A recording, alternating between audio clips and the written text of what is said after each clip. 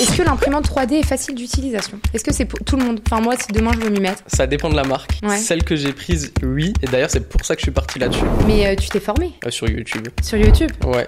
Ah ouais. J'ai toujours été autodidacte, même dans la 3D. À un moment où tu t'es dit, j'aurais peut-être aimé le savoir. T'en as peut-être pas, hein ? T'es pas obligé de me donner une réponse. Je crois que j'en ai pas parce que je suis encore le débutant dont tu parles. Non, après 30 jours, tu peux pas me dire ça.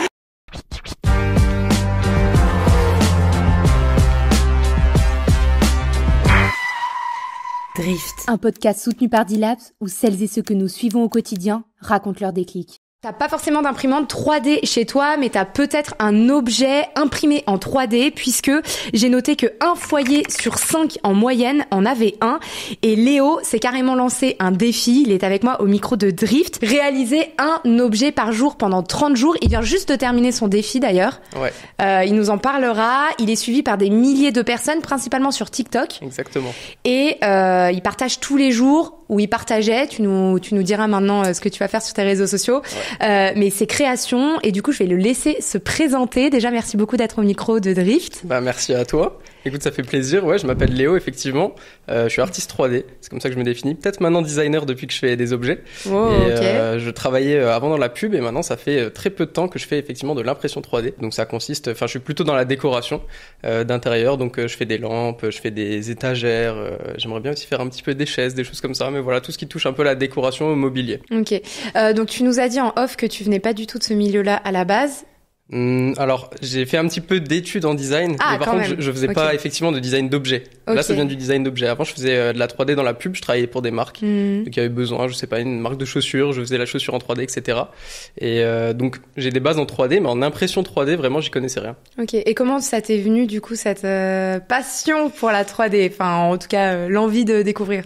Pour la 3D au sens large ou l'impression 3D ? L'impression... allez, 3D au sens large. Ok, 3D au sens large. Alors, j'ai commencé quand j'avais 11 ans, en fait, à toucher un petit peu au logiciel. Et avec le temps, j'ai fait plutôt du graphisme, donc plutôt en 2D. Et après, je suis repassé sur la 3D il y a de ça environ 5 ans où je me suis mis vraiment à fond, justement pour travailler dans la pub. Donc c'est là que j'ai développé vraiment le côté 3D et jusqu'à effectivement là très peu de temps où ça a été l'impression 3D où j'ai eu ce déclic là en me disant que j'avais envie que mes créations sortent de l'écran parce que quand je travaillais encore dans la pub, tout ce que je faisais restait derrière un écran. Ouais. C'était partagé soit sur les réseaux sociaux ou en télé des fois, mais voilà, ça c'était pas tangible. Et moi j'avais besoin au final que les créations que je faisais sortent de l'écran et que je puisse vraiment les toucher. Okay. Donc c'est comme ça que j'ai eu l'idée de faire de l'impression 3D. Et il y avait un autre objectif derrière ça ou pas outre le fait de vouloir créer ses propres objets, tu voulais vraiment plus commander sur internet, je sais pas. Par exemple. Alors, c'était peut-être pas la motivation première, mais je pense que c'est aussi pour ça que je me suis tourné vers alors plutôt le domaine, donc la décoration. Ouais. Parce qu'effectivement, ça fait 1 an qu'on a emménagé ensemble avec ma copine et donc on a commencé, on a fait un petit peu de travaux, on a meublé aussi, on a décoré. Et en fait, il y avait pas mal de pièces, on aime bien les pièces un peu originales et c'était un petit peu compliqué à trouver ce qu'on aimait. Ou si on trouvait ce qu'on aimait, c'était extrêmement cher parce que c'était vraiment des pièces de designer ou des pièces d'artistes, etc. Ouais. Et donc, je me suis dit, en fait, pourquoi pas les imaginer et les faire moi-même. Donc, c'est ce que j'ai fait. J'ai commencé à imaginer des objets que j'aimais bien, à les modéliser en 3D. Donc ça, j'avais pas de difficulté parce que je connaissais déjà la 3D. Et après, ça a été tout l'enjeu de maintenant comment convertir cette 3D en impression, parce que c'est un système différent. Il faut des systèmes d'assemblage, il faut penser à comment effectivement soit on visse l'objet ou soit on met des systèmes de clips, etc. Donc c'était tout l'enjeu et finalement ça va, j'ai réussi sur quelques objets, donc je suis content. Ok, donc j'ai vu que l'imprimante 3D, en tout cas, c'était un marché qui était plutôt de niche, mais qui se démocratisait de plus en plus. D'ailleurs, on a des bons plans de D-Labs sur des impressions, sur des imprimantes 3D. Je le dis parce que ça peut être hyper intéressant puisqu'il y a de plus en plus de particuliers qui se mettent à l'impression 3D, comme toi, typiquement.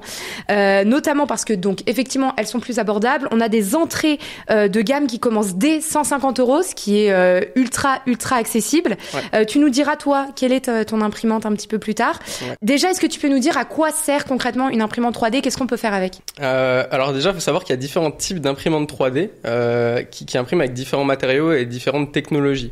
Moi, la mienne, c'est on appelle ça FDM, en fait, c'est dépôt de filament. Donc c'est du plastique qui est biosourcé, mais c'est des grosses bobines de plastique qui rentrent dans l'imprimante et en fait, l'imprimante, elle imprime par couche. Ok. Donc ça, c'est une sorte de technologie, mais en fait, on peut avoir des imprimantes aussi résine. Donc c'est un autre matériau, c'est aussi un autre système d'impression. Et voilà, il y a plusieurs technologies, mais globalement, en fait, ça sert juste à ce qu'un modèle 3D qui existe que dans l'ordinateur puisse sortir dans la vraie vie, tout simplement. Est-ce qu'il y a une technologie que tu préfères à une autre, personnellement? Alors c'est compliqué. En fait, je les aime toutes, mais je les ai pas encore toutes testées. C'est-à-dire que pour l'instant, en fait, quand on commence dans l'impression 3D, en général, c'est soit on commence en FDM, donc c'est ce que je fais avec le plastique, ou soit, enfin, c'est un type de plastique, quoi, le PLA, ou soit des imprimantes résine. C'est les deux types d'impression les plus répandus. Après, il y en a plein d'autres, mais qui aussi s'appliquent plutôt à des industriels. Donc pas forcément pour des particuliers parce que le coût d'entrée est beaucoup plus cher, mais voilà, je dirais que en tout cas les deux types d'impression là, ça serait pour bien commencer. Et où tu trouves du coup ces matériaux? Les matériaux, je les commande juste sur des sites qui sont spécialisés en impression 3D. Ok, est-ce que c'est cher? Alors en fait, les bobines s'achètent généralement en 1 kg. Ouais. 1 kg, ça coûte selon les marques entre 15 à 25 € la bobine. Ok. Maintenant, pour faire une idée, c'est toujours compliqué parce que je sais que la question qui va arriver, c'est mais quelle quantité d'objets on peut faire avec 1 kg? Exactement. Alors c'est dur de juger parce que ça dépend de la taille de l'objet, encore une fois. Ouais. Je vais essayer de donner un exemple. Je sais pas si on voit la gourde dans le cadre. Ouais. Ouais. Attends, je peux la montrer. Ouais, on peut la montrer, ouais. Par exemple, si ça, je devais l'imprimer en 3D, je pense que ça prendrait quelque chose comme 50-70 grammes. Donc ça veut dire qu'avec 1 kg, on peut en faire 13, 14, quelque chose comme ça. J'espère que j'ai bien fait mes calculs. Dites-nous dans les commentaires. J'espère que c'est bon. Donc voilà, tout simplement. T'as déjà fait une gourde?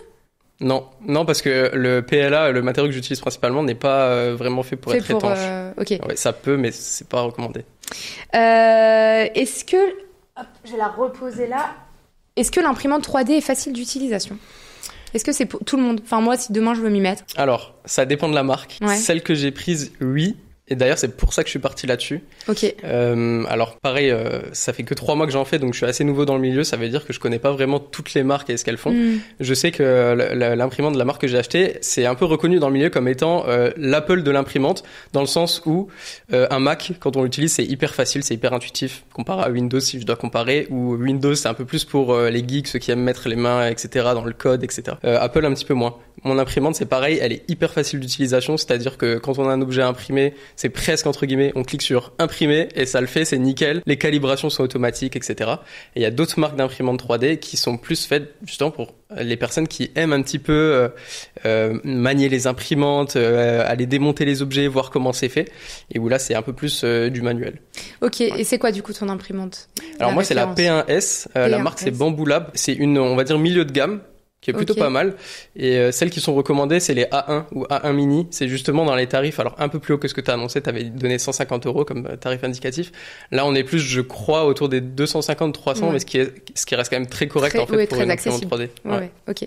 Et concrètement, pour qu'on comprenne bien comment ça fonctionne, tout le processus de création d'un objet. Alors, à partir de la réflexion aussi. Ouais.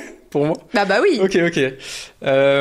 En fait, moi, les idées, elles me viennent un peu... c'est comme si elles pop dans ma tête. Ouais. Donc, parfois, l'idée que j'ai dans la tête, c'est vraiment celle qui va se concrétiser à 100%. Parfois, il y a des petits moments où moi, je vais faire le croquis et en fait, je me dis, ça, je modifierais bien. Ou même dans ma 3D, je modélise l'objet. Là, je me dis, en fait, je teste ça, j'aime bien, c'est pas mal.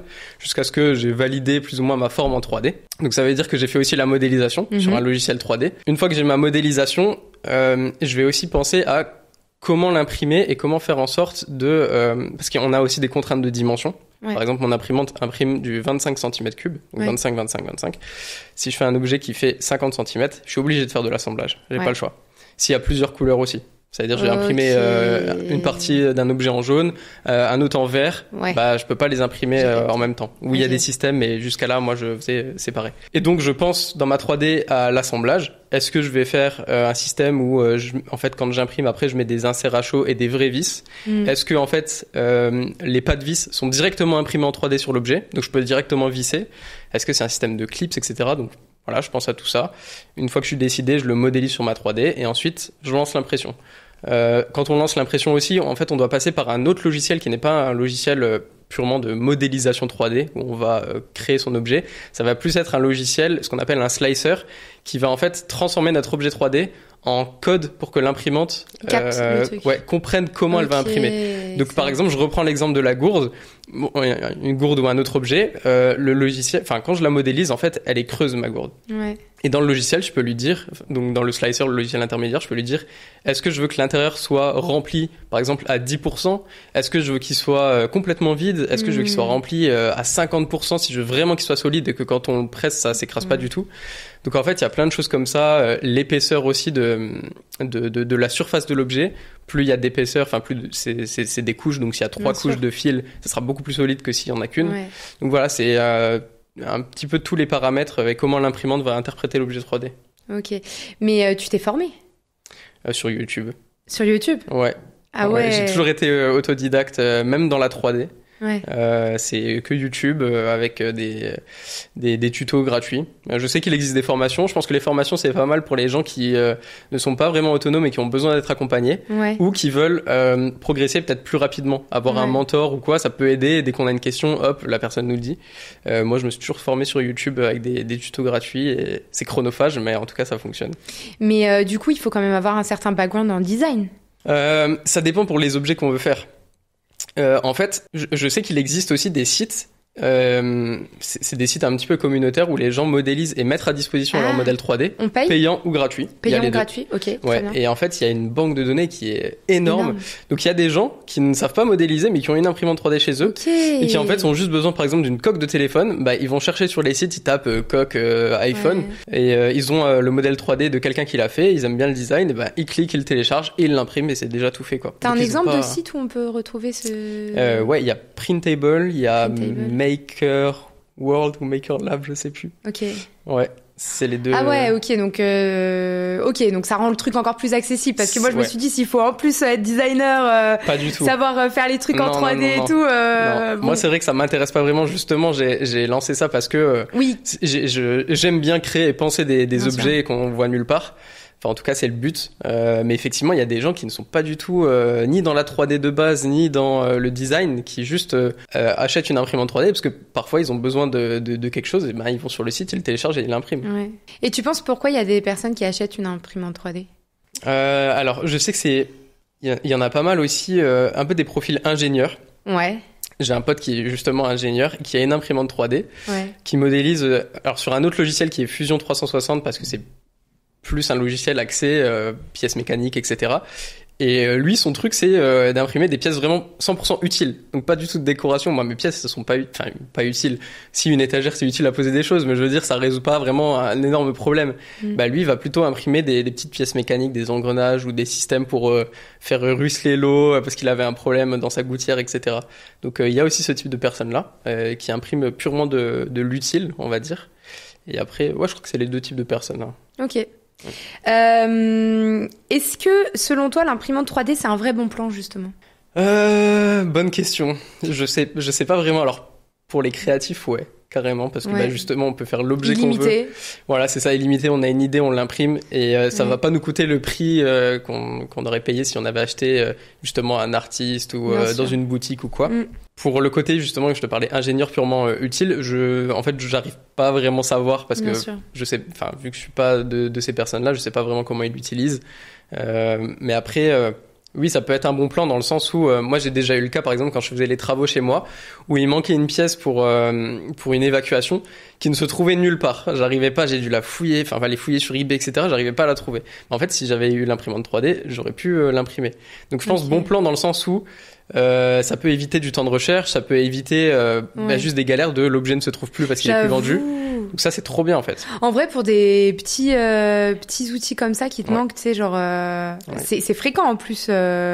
Tout le temps, ouais. Parfois il te manque juste une petite pièce genre pour depuis que j'en ai une, je me rends compte que chez moi il y a plein de choses que je pourrais améliorer juste en l'imprimant. Un exemple tout bête, mais on a acheté un miroir, tu sais les miroirs de salle de bain qui normalement se montent un petit peu et doivent rester en position haute. En fait le truc il redescend. C'est chiant. Bah en fait je pourrais juste imprimer une petite pièce, un petit clip, ce qui fait que ça y est il tient en place. En fait il y a ça mais pour tout le temps.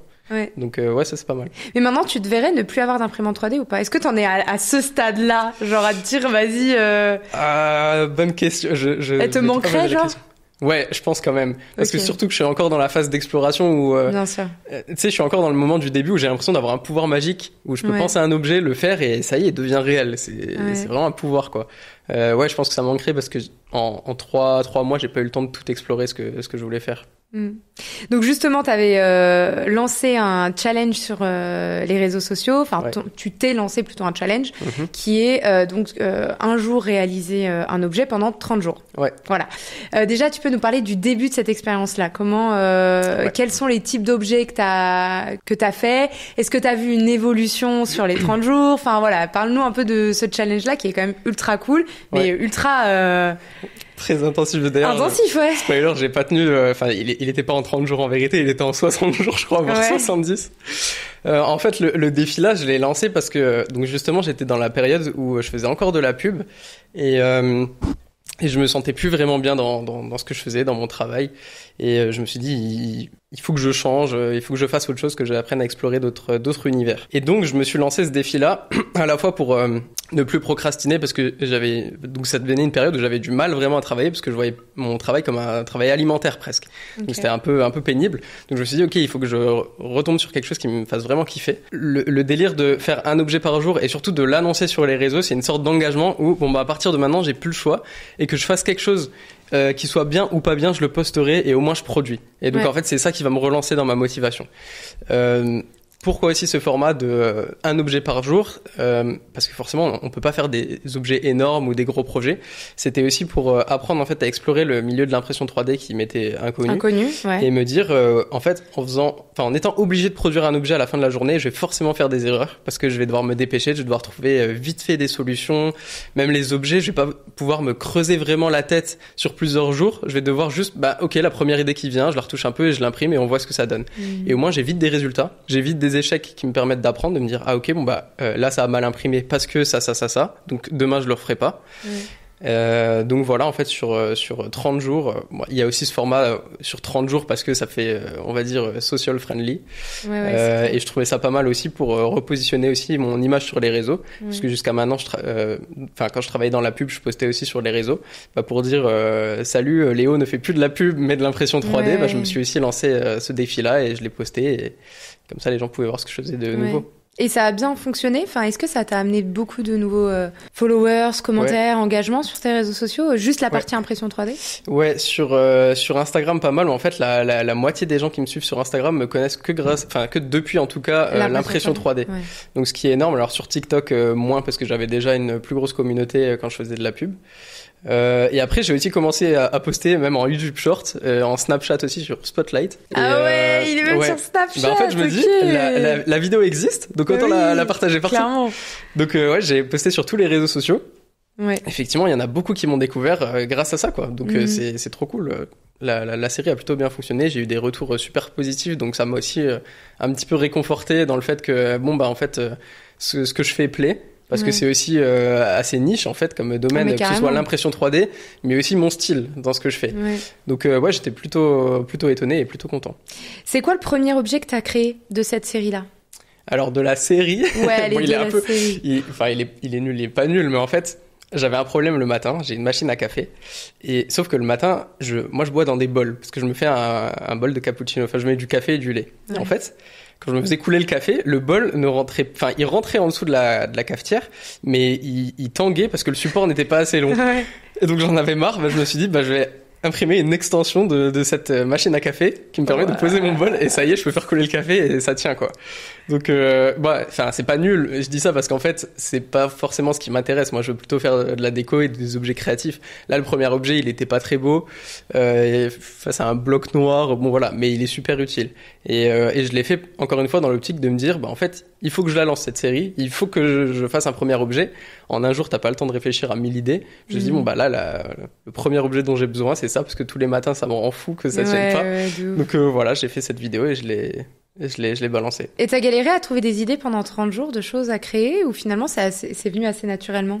Alors, J'en ai eu pas mal. Ce qui est cool aussi, c'est que comme je faisais, en tout cas surtout sur la deuxième moitié de la série, je la postais en même temps que, je la faisais en live. C'est-à-dire que quand je la postais, c'est vraiment que je l'avais fait la journée même. Donc ça me permettait d'avoir des idées aussi des gens qui suivaient la série. Ouais. Qui me donnaient, tu pourrais faire un dessous de verre, tu pourrais faire ça. Donc j'ai intégré aussi les idées, je les ai réalisées. Parce que, en fait, c'est compliqué de trouver des idées d'objets qui se font en un jour. Parce que j'avais noté beaucoup d'idées et il y en a certaines qui étaient juste infaisables en un jour. Pourquoi ? Parce que c'est des projets qui prennent 3-4 jours. Genre rien que la modélisation et tout. Alors c'est plutôt au niveau du temps d'impression. Ah plutôt, ouais, le temps d'impression. Mais en fait, la modélisation aussi, parce que par exemple, un truc tout bête, je travaille sur une table basse là en ce moment. Une table basse, c'est fat, ça se fait pas en un jour, quoi. Mais c'est énorme. Ouais, mais c'est un mix de matériaux, c'est à la fois de l'impression 3D, à la fois il y a du bois, il y a aussi des espèces de plastique un petit peu transparent, bref, un mix de plusieurs matériaux. Je l'ai déjà modélisé, mais elle n'existe pas encore parce que c'est impossible à faire en un jour. Donc, et en fait, j'en ai eu plein des idées comme ça, des croquis que j'ai fait qui se feront plus tard, quoi. Mais juste, attends, pour revenir sur la table de nuit. Donc c'est un truc qui est assez gros. Table basse. Table de nuit aussi, j'en fais une. Table basse, pardon. Ah, ouais, c'est encore plus fat que ce que je pensais, en fait. Tu sais à peu près combien ça va te coûter à la fin? Non, en fait. T'as une idée à peu près ou pas? Faudrait que je réfléchisse, mais en fait, je budgétise pas. En ce moment, comme je suis en phase d'exploration, je suis presque en mode, budget illimité. Ouais, non, mais je comprends. Je comprends de ouf. Maintenant, si je dois donner un coup, ou combien de kilos de. Pour les pieds, je pense qu'il doit y en avoir pour 1, 2, 3, 4, allez, 4 ou 5 kilos. En grosso modo, tu fais 5 fois 20, ça fait 100. Et après, pour les plaques, je les ai déjà achetées, c'est pas très cher, les plaques de plastique transparent. On va dire, grosso modo, les 150. Ouais. Mais c'est quand même un budget. Mais parce que c'est un gros objet. Mais par contre, après, on est sur une table basse quand même. J'allais dire, t'as ta propre table, c'est toi qui l'as designée, tu vois. Ça va. C'est même pas que t'as flashé dessus en boutique, c'est que carrément tu l'as pensée, donc forcément elle te plaît à 100%. Tu t'es inspiré ou pas pour la création de la table basse? Ou ça vient vraiment pas directement, ouais. J'ai des inspirations.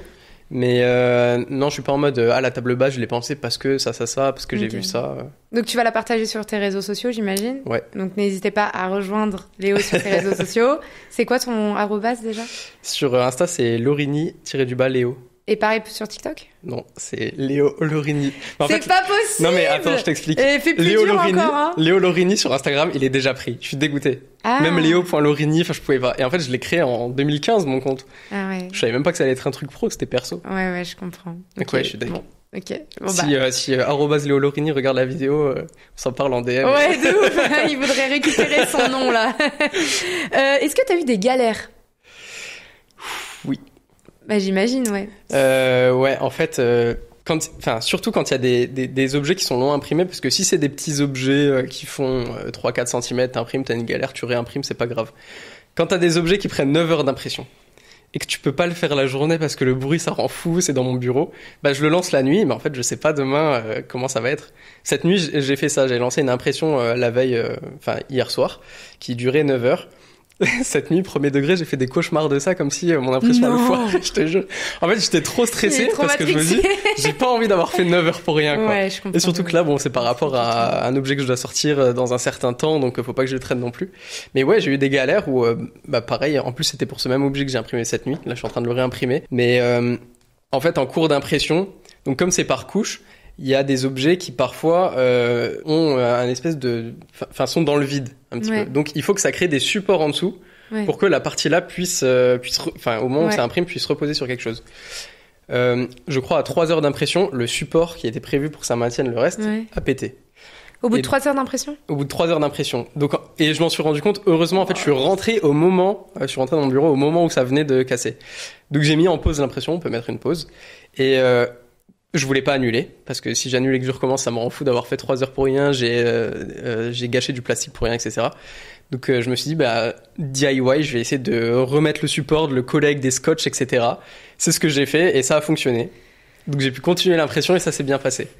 Il y en a où ça n'a pas marché, et ça a juste foiré, et malheureusement j'ai dû jeter. Donc ça, j'étais un petit peu dégoûté. Ça, heureusement, c'est pas arrivé beaucoup de fois, parce que j'ai aussi, ça va développer un petit peu la logique de comment est-ce qu'il faut imprimer, etc. Mais ouais, forcément, il y a des galères partout, tout le temps, quoi. Et tu parlais du coup du temps d'impression, c'est vraiment super long du coup? Moi, je trouve ça extrêmement long. Mais pour les gens qui font de l'impression 3D depuis plusieurs années, ils vont me dire que c'est rien. Parce qu'en fait, ça s'est tellement développé. Le temps d'impression aussi, c'est accéléré. Si aujourd'hui, je leur montre un objet, je l'ai dit, je l'ai imprimé en 9 heures, ils sont choqués. Ils me diraient, mais moi, quand j'ai commencé l'impression, c'était 20 heures. Et c'est vrai.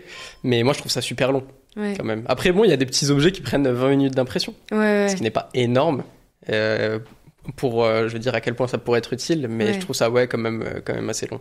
Ok. Ah ouais, je pensais pas que c'était quand même aussi long, l'impression 3D. Du coup, c'est vrai que ça peut foutre le seum si au bout de 3 heures, il y a un truc qui... Ouais, c'est ça le pire. Ok. Donc c'était ça tes plus grosses galères. Est-ce que t'as eu, est-ce que pour quelqu'un qui commence l'impression 3D, il y a des erreurs que toi t'as fait que tu pourrais prévenir un débutant par exemple, vraiment un débutant genre. Je sais pas, genre t'as lancé trop tôt un truc, tu sais des petits trucs cons, mais à un moment où tu t'es dit j'aurais peut-être aimé le savoir. T'en as peut-être pas, hein. T'es pas obligé de me donner une réponse. Je crois que j'en ai pas parce que je suis encore le débutant dont tu parles. Non, après 30 jours, tu peux pas me dire ça. Je te promets, moi, enfin. Je parle au Léo du premier jour du challenge.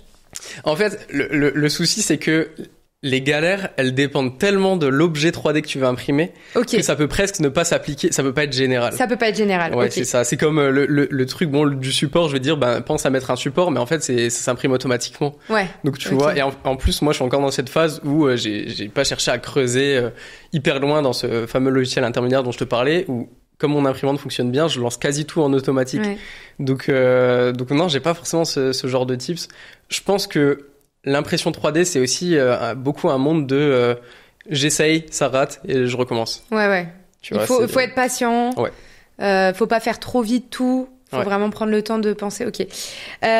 Tu disais qu'il y avait des objets que tu peux faire de plusieurs couleurs. Ouais. Du coup, tu dois acheter des bonbonnes de couleurs. Comment ça se passe? Ouais, c'est des bobines. Des bobines, ouais. Ouais, c'est ça. Donc en fait, c'est des rouleaux de plastique. Ouais. De couleurs. De couleurs. Voilà, ils sont déjà teintés dans la masse. Donc j'ai acheté une bobine de PLA vert, une bobine rouge. T'as différentes couleurs, t'as différents aspects aussi. Donc t'as du plastique mat, t'as du plastique brillant, t'as du plastique même pailleté, phosphorescent. Là récemment, j'ai découvert qu'on pouvait imprimer du crayon de couleur, la matière qui peut dessiner, du savon. Enfin, tu vois, donc en fait au-delà savon. Apparemment, on peut imprimer du savon et à la fin tu te frottes les mains avec et tout quoi. Non, je te crois pas. Bah ouais. Toujours c'est peut-être une intox parce qu'en fait on m'en a parlé mais je l'ai jamais vu en vrai de mes propres yeux, donc je demande quand même à voir. C'est une intox mais en fait au-delà de la couleur t'as même une gamme de matériaux et d'aspects plutôt qui est hyper large, donc effectivement t'achètes ta bobine dans l'aspect que tu veux, etc. et ensuite tu l'imprimes et t'as des paramètres aussi différents en fonction de l'aspect. D'accord. Ouais. Quels sont un top 5 là des objets que t'as réalisés pendant ces 30 jours? Un top 5, c'est ma lampe bleue du jour 6. Je crois maintenant, je les ai retenus tous les jours. Je les ai associés. Ma lampe bleue du jour 6, mon miroir du jour 23, le miroir rotatif, j'ai fait un miroir qui tourne. Et d'ailleurs, sur ton compte, juste, si vous les retrouvez, t'as mis les jours à chaque fois, non? Ouais. On peut retrouver. Ouais, c'est tout, les miniatures, c'est des reels, ouais. Et sur les miniatures, on voit directement les jours. Et mais de toute façon là, dans pas longtemps, je vais faire un shooting avec mes top objets. Ah, ok. Bon, du coup, vous allez pouvoir retrouver la vidéo direct. Ok. Ce sera des photos. Ce sera vraiment un shooting photo. Mais ouais, je vais faire un shooting où je pose avec mes objets. Et je me suis dit pour marquer le coup, ça peut être sympa. Ah ouais. Donc il y a les deux objets là, ma lampe du dernier jour, forcément. Ouais. Le distributeur de bonbons. Et les vis roses du jour 2. Okay. C'est des vis roses énormes qui servent de support d'étagère. Trop bien. Voilà. Et du coup, c'est principalement de la déco que t'as fait. Ouais. Et tout est solide? Tout est solide, ouais. En fait, en fonction des objets, parce que je suis aussi dans une démarche d'économie de la matière, donc je vais pas imprimer des objets hyper solides s'il y a pas besoin. Ouais. Par exemple, les vis roses, je crois qu'elles sont même pas ultra solides, parce qu'en fait, elles se mettent juste en dessous d'une étagère existante, ou bien tu sais, t'as les fixations d'étagères invisibles avec la barre en métal, et en fait, tu peux juste glisser la vis rose dedans, et après, le poids de l'étagère, ça repose juste sur le support, mais pas sur la vis en elle-même. Donc, il n'y a pas besoin de mettre beaucoup de plastique, parce que plus tu mets de plastique, plus c'est solide.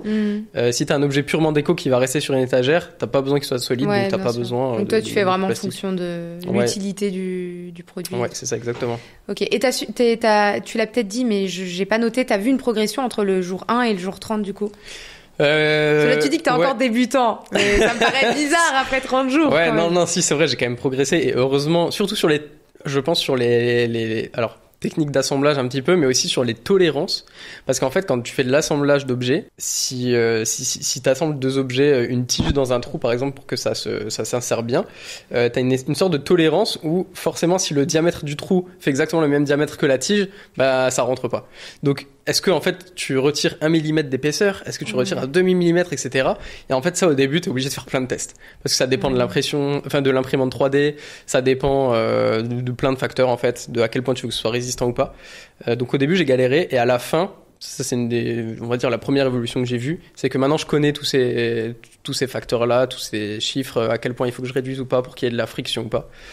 Donc, là-dessus, j'ai progressé. Je pense aussi, en termes de style, de patte. Au début, peut-être que j'en avais un petit peu moins qu'à la fin, parce que j'ai aussi appris ce que j'aimais pas. Mais après, c'est dur d'être autocritique. Je sais que j'ai reçu des commentaires des gens qui m'ont dit que j'avais progressé. Moi, je le sens pas autant que ce qu'ils me disent. Ah ouais? Ouais. Je pense que oui, techniquement, je le vois un peu plus. Mais en termes d'objets, par exemple, ils me disent, mais tes objets vers la fin, ils sont beaucoup mieux que ceux qu'au début. Ah ouais. Ça, je m'en rends pas forcément compte. Un petit peu, tu vois, mais sans plus. Justement, est-ce qu'il y a un objet dont t'es vraiment fier? Je crois que c'est la lampe bleue du jour 6. Ah ouais? Ouais, je crois que c'est... Pourquoi particulièrement? Parce que... t'as plus galéré, c'était plus difficile, enfin, je sais pas. Ouais, bon, déjà, je l'ai pas fait en un jour. Il y a plusieurs objets, que j'ai pas fait en un jour. Déjà parce que le rythme une vidéo par jour, modélisation plus tournage et montage, c'est trop chaud. Et aussi, à la fin, c'était même assumé que, en fait, j'ai plus envie de les faire en un jour parce que je veux bien finir la série en faisant des bels objets. La lampe, ma toute dernière suspension à la fin du jour 30, j'ai mis 2 jours à la faire. Mais, je me suis égaré, c'était quoi la question? Un objet dont tu es le plus fier, et tu parlais justement de la lampe. De la lampe bleue, parce que je crois que dans l'ordre de la série, c'est le premier objet qui ressemblait vraiment à 100% à ce que j'avais en tête. Ah, ok. Et parce que c'est du multimatériau aussi, parce qu'il y a du bois et de l'alu, parce qu'il y avait aussi une démarche d'upcycling, donc j'avais acheté une grande planche de bois chez Leroy Merlin que j'ai découpée pour faire mes étagères. Il m'en restait une en rab. Bah, j'ai pu la réutiliser pour faire ma lampe. Donc ça a été aussi une contrainte, mais que j'ai tournée en sens contrainte positive. Et parce que juste, en fait, je la trouve trop belle.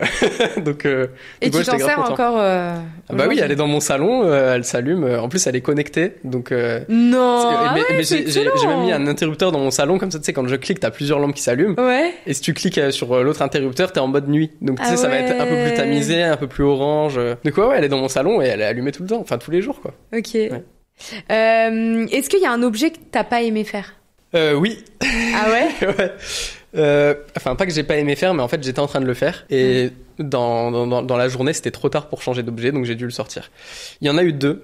Il y a eu des touches de clavier. On m'avait proposé de faire des touches de clavier. Je me suis dit, dans l'idée, c'est sympa. Ok. Mais en fait, le résultat, je sais pas, j'ai trouvé que ça faisait un petit peu cheap. Le toucher aussi, enfin, pas la matière de la touche, mais vraiment la sensation de toucher n'était pas aussi bien que le clavier normal. Mais tu me diras, c'est normal. Un vrai clavier, il est travaillé pour avoir dur, une bonne sensation dur à faire ça. Ça, c'était chiant. Par contre, j'ai beaucoup appris parce qu'en fait, c'est le système de clips, justement, pour clipser une touche est tellement fin, tellement petit. Je savais pas si ça allait être faisable. Et en fait, si, j'ai réussi à modéliser vraiment les bonnes dimensions et j'ai acheté une buse aussi exprès pour imprimer un très petit. Ça a fonctionné. Donc, de ce côté-là, c'est une réussite. Mais l'objet en lui-même, je l'ai pas trouvé beau. Et aussi une sonnette que j'ai fait. J'ai acheté une sonnette sur Amazon et en fait, je voulais la recouvrir avec une impression 3D pour que quand on entre dans mon bureau, on sonne. Là, pour le coup, c'est vraiment inutile. C'est juste un délire. Mais pour qu'on sonne avant d'entrer. Et en vrai, le résultat, je trouve pas ouf. Mais étonnamment, donc ça je l'ai dit en vidéo, je suis transparent, j'ai dit là aujourd'hui j'aime pas l'objet que j'ai fait, je l'aime pas. Et en fait, elle a trouvé son public et il y a plein de gens qui l'aiment bien. Donc trop bien. Et comme j'ai fait un concours pour faire gagner des objets, je l'ai inclus dans le lot parce qu'en fait il y avait pas mal de gens qui l'a trouvé cool. Donc je me dis autant qu'elle serve et elle finira chez quelqu'un, quoi. Justement, en parlant un peu de tes vidéos, est-ce qu'il y a une vidéo qui a plus fonctionné qu'une autre? Ouais, c'est celle du miroir rotatif, jour 23. Et... J'adore parce que tu connais les jours par cœur, c'est un délire. On dirait un nom de code, tu sais. Comme ça, si vous voulez aller voir sur le compte, vous pouvez me repérer. Ouais, non, mais c'est parfait, ouais, trop bien. Ouais. Et celle-là, elle a plus fonctionné que les autres. Alors, je saurais pas trop dire pourquoi. Et pourtant, pour être honnête, j'ai analysé, tu vois, voir s'il y avait une recette ou quoi que je pouvais reproduire. Comme ça pouvait toucher plus de personnes dans les autres vidéos. J'ai pas trouvé pourquoi. Alors, certes, l'objet, il est super original, il est cool, il fait partie de mes objets préférés. Mais il y a pas que ça, parce qu'il y a des objets qui sont aussi dans mon top 5 qui vont pas aussi bien fonctionner. Donc en fait, je sais pas, est-ce que c'est... l'utilité du produit C'est un miroir. En plus, j'en ai fait un autre des miroirs. Un miroir, c'est peut-être un produit recherché, hein. Ouais, mais une lampe, encore plus, non? Ouais, je sais pas. J'avoue, je sais. Je saurais pas te dire pourquoi. Ok. Ouais. Il y a une autre vidéo comme ça qui a fonctionné, tu comprends pas pourquoi? Sur TikTok, je crois que justement les touches de clavier ça a bien fonctionné. Ah ouais, alors que je suis deg. C'est un épisode raté. Enfin, un épisode raté, l'objet est pas fou. Ouais, mais est-ce qu'au début de la vidéo t'as dit que c'était raté ou pas? C'est pour ça que les gens ils aiment bien voir. Hein. Ils veulent voir ce que t'as raté. Je crois que oui. Ouais, tu vois. Ouais. Ah mais c'est sûr. Oui, je suis arrivé en disant jour. Ah non, là je sais plus quel jour c'est. J'ai dit jour nanana. Bah aujourd'hui j'ai raté l'objet. Je suis deg. Ouais, je pense que. Peut-être que l'accroche là, elle a bien fonctionné. Est-ce qu'il y a des commentaires qui sont revenus aussi pas mal sur tes vidéos? Genre des produits que tu dois faire, des produits qui ont suscité, je sais pas, plus de questionnements ou autre? Ouais, il y avait un moment où tout le monde me harcelait pour faire un rangement pour mes bobines, parce qu'en fait, donc les bobines de filament, j'en achetais pas mal pour faire mes expérimentations. Okay. Et en fait, je les stockais toutes sur l'étagère, parce que ça fait que 1 an que j'ai aménagé, et j'ai pas encore pris le temps de vraiment bien acheter tous les meubles, etc. pour mon bureau, parce que je me suis d'abord concentré sur mon salon, etc., sur d'autres pièces. Et du coup, je les stockais sur mon étagère. Et même moi, ça me rendait fou, ça devenait le bordel. Et tout le monde disait, fais un rangement pour tes bobines, fais un rangement pour tes bobines. En impression 3D, c'est compliqué. Donc, j'ai fait un système plutôt d'échantillons, jour 16, je crois. Un système d'échantillons où, à la place, donc, c'est une plaque de métal qui est accrochée au mur. Et j'ai imprimé des espèces de rectangles, dans la couleur du filament en écrivant la référence. Et je les j'ai mis un petit aimant derrière et je peux les coller. Et ça me fait à la fois une déco et à la fois c'est pratique parce que quand j'ai un projet, si je me dis, ok, est-ce que le mix de ces 2 couleurs fonctionne bien, bah, je vais prendre mes échantillons, je les compare et ouais, ça fonctionne et c'est cool. Et ça va me permettre de désengorger mes étagères parce qu'en fait, visuellement, je pouvais voir quel filament j'avais à disposition, quelle couleur j'avais, quel aspect. Et du coup, j'ai enlevé toutes mes bobines de mon étagère, je les ai remis dans des boîtes et je les ai foutues derrière mon canapé. Ce qui n'est pas un rangement, c'est juste caché.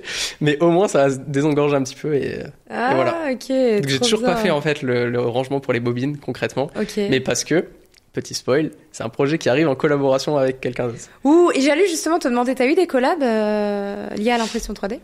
Lié à l'impression 3D, j'ai eu des demandes, mais que j'ai refusées parce que pour l'instant, j'étais vraiment dans une phase d'expérimentation où je voulais travailler pour moi. Ouais, tu voulais pas... Il y a eu une marque qui m'a offert du filament. Ouais, c'est mais un partenariat, cool, tu vois, c'est cool. Mais non, vraiment un projet... Oui, enfin des projets en collab avec des artistes qui vont arriver d'ailleurs. J'aurais dit, après les 30 jours, je suis grave chaud à faire des choses. Mais avec des marques, non, pas forcément. Pour l'instant, je suis dans une optique d'expérimenter pour moi... avant de travailler pour les autres. Ok, cool. Si ça te va, on va passer à un petit one-one que j'ai préparé. Ouais. Donc tu réponds le plus rapidement possible. Non, je rigole. Tu veux prendre le temps. Je vais essayer. Vrai ou faux, l'impression 3D, c'est que pour les ingénieurs? Faux. Ok. Un premier objet à imprimer? Ah là, c'est compliqué. Ah ouais, mais t'es obligé d'en dire. Genre moi demain, je vais me mettre à l'impression 3D. Tu me dis, vas-y, Colline, fais une gourde, par exemple. Non, comment on appelle ça? Pas un chandelier, juste qu'il porte une bougie. C'est pas un chandelier. Ouais, si. Ok. Enfin, un truc comme ça, avec la truc comme ça. Ouais. La bougie qui est là et... Ouais. C'est un bougeoir? Un bougeoir, voilà, merci, c'est le mot que je cherchais. C'est un bougeoir. Ouais, oui, c'est pas chandelier. Un bougeoir, ouais. Parce que c'est simple. Parce que c'est relativement simple. Ouais. Une imprimante 3D, il faut des heures pour imprimer un petit objet. Vrai ou faux? Faux. Des heures, non. Mais beaucoup de temps, oui. Ok. Parce qu'il y a des objets qui se font en 30 minutes. C'est trop long à mon goût. Mais c'est pas des heures non plus, quoi. L'imprimante 3D, c'est un gadget qui imprime des gadgets. Vrai ou faux? Faux. Il y a une vraie utilité derrière. Ouais. T'en as beaucoup qui l'utilisent, effectivement. J'ai parlé avec quelqu'un qui connaît quelqu'un, qui lui, effectivement, le voit, qui imprime que des gadgets. Donc, genre, un support de téléphone et tout, ce qui peut être utile pour certaines personnes, attention. Ouais. Mais qui est vraiment en mode, dès qu'il voit un petit truc gadget, ou les hand spinners et tout, bah, il l'imprime en 3D, quoi. Bon, là, pour moi, c'est plus, une façon d'utiliser l'imprimante 3D pour jouer, moins que pour créer ou pour vraiment répondre à une utilité essentielle, entre guillemets. Ok. Les objets ne tiennent pas dans le temps. Faux. Bon, je crois que ça tient. Bah après, ça fait que 3 mois que j'y suis. Ouais. Donc si ça se trouve, je vais découvrir que, en fait, pas du tout. Au bout d'un an, il y aura tout. Mais non, la technologie n'est pas nouvelle. Je me suis aussi renseigné. J'ai moi-même acheté des objets qui venaient d'artistes qui ont fait des suspensions imprimées en 3D, qui tiennent encore maintenant. Ça fait 1 an. Non, ça tient sur plusieurs années. En fonction du matériau, en fonction des conditions. Mais ça tient, si on respecte les conditions. Les prochains objets que tu vas imprimer, si tu peux nous spoiler ou pas? Alors, outre la table basse, par exemple. Ouais, je vais déjà les... Ou des projets. Entre guillemets, les V2 de mes objets des 30 jours, parce que je vais les faire gagner. Et je vais peaufiner vraiment chaque détail pour qu'ils soient parfaits. Mais des nouveaux projets, il y avait la fameuse table basse. Attends, qu'est-ce qu'il y a comme autre projet? Sans spoiler. Il y a une collab qui arrive... mais l'impression 3D, elle a une petite part. Je sais pas. Mais en fait, non, mais il faut que je dise. Je l'annonce, j'ai une très mauvaise mémoire. Donc, en fait, si je regarde mes notes, je peux te dire. Ok. Je peux regarder mes notes? Ouais, vas-y. Okay. Je vais bosser. Ça aussi, ça va être une collab avec un artiste, mais sur un art toy. Donc, en fait, c'est une sorte de figurine, grande figurine, que t'imagines pas forcément, parce que quand on dit figurine, ça fait beaucoup, je trouve, référence aux animés, aux mangas.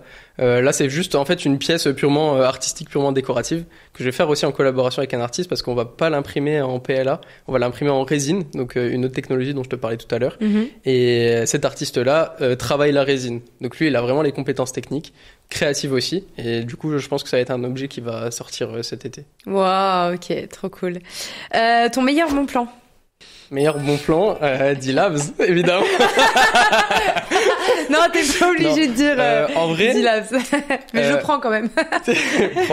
En vrai, en ce moment, il y a des réductions sur la marque dont vient mon imprimante, qui est Bamboo Lab. Moi, j'ai acheté la mienne je l'ai acheté 600 €, la P1S. Elle était déjà en réduction. Et là, il y a de nouveau des promos. Et j'ai carrément hésité à en acheter une deuxième. Parce que c'est vraiment intéressant, donc je pense que faut regarder. Quand il y a des promos sur ce site-là, c'est vraiment des belles promos. Est-ce que tu utilises Cashback, Léo? Oui, c'est vrai. Oui, c'est vrai. Tu utilises quoi? J'en utilise 2, Igral et Wanted. Ok. C'est les deux systèmes que j'utilise. Donc pour tous tes achats en ligne? Quand j'y pense. Quand tu y penses, t'as l'extension ou pas? Ouais, j'ai l'extension, ouais. Mais des fois, je commande à la va-vite, après je me dis « Ah non, j'aurais dû activer ». Ah ouais, il faut prendre l'extension. D'ailleurs, le podcast Drift est sponsorisé par Igral et vous pouvez récupérer de l'argent sur une partie de vos achats en ligne. Une partie de votre argent sur vos achats en ligne. Igral est en partenariat avec plus de 1600 enseignes. Donc honnêtement, c'est dur de passer à côté d'un petit cashback en ligne. En plus, des fois, vous avez du cashback boosté. Moi, je l'utilise pour les hôtels, notamment sur hotel.com et Expedia. À chaque fois, je book mes hôtels. Quand il y a genre 10, 12, voire 15% de cashback, je récupère des sommes vraiment intéressantes sur chaque nuit d'hôtel. Actuellement, ma cagnotte, elle est environ à 108 € si je dis pas de bêtises. Donc, vous pouvez vous inscrire directement dans le lien qu'on vous aura mis dans la bio. En plus, vous avez 15 € offerts ou sinon, vous pouvez scanner ce petit QR code. Voilà. Merci Léo. C'est la fin de ce podcast. J'espère que ça t'a plu. Ouais, c'est trop bien. On peut te retrouver sur tes réseaux sociaux. Ouais. Donc, ouais, là, je crois qu'il faut les afficher. Léo Lorini ou Lorini Léo. Exactement. Alors, attends, je dis pas de bêtises. TikTok, c'est Léo Lorini. Instagram, c'est Lorini Léo. Ouais, en fait, c'est partout Léo Lorini sauf Insta. C'est Lorini tiré-du-bas Léo. Ah oui, parce que t'as YouTube aussi. Ouais, j'ai YouTube, mais je poste la même chose. Je poste plus sur Insta. Ok, très bien. De toute façon, le nom de Léo, son Instagram, sera en description du podcast, ou son TikTok, ce que tu préfères d'ailleurs. Peu importe, l'un ou l'autre sera en description du podcast. Et vous pouvez de toute façon voir toutes ses créations directement sur son compte. Donc de toute façon, vous n'avez pas le choix d'aller voir son compte après avoir écouté ce podcast. J'espère que vous avez bien vendu le truc. Ouais, franchement, ouais. De toute façon, on est obligé d'aller voir juste pour voir à quoi ressemble un objet. Ouais. En plus, j'ai donné les jours à chaque objet. Mais donc oui, y a pas d'excuses. Là, il n'y a pas d'excuses. Genre jour 23, je sais plus ce que c'est. Le miroir rotatif. Le miroir rotatif. Voilà. Et jour 6, c'est la lumière bleue. Non, c'est jour 8. Jour 6, non, c'est jour 6, la lampe bleue, ouais. Voilà. Bien joué. Merci beaucoup Léo. Avec plaisir, merci à toi.